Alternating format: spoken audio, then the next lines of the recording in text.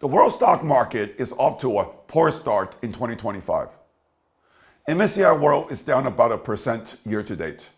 The global equity benchmark has underperformed both the global bond benchmark and the commodity benchmark. More interesting is the relative performance between the US stock market and that of the rest of the world. MSCI USA is down about 4% year to date, while MSCI World ex-USA is up about 8% year to date.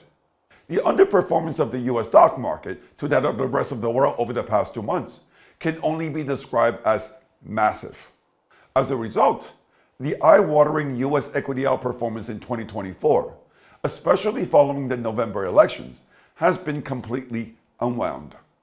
If global equity investors were holding record or near record overweight positions in US stocks at the end of January, I strongly suspect their US allocations are now back to neutral. We don't have the data yet for February and March, but I would bet that most of the record $113 billion of foreign inflows into the US stock market in November, immediately after Trump's re-election, have now been reversed.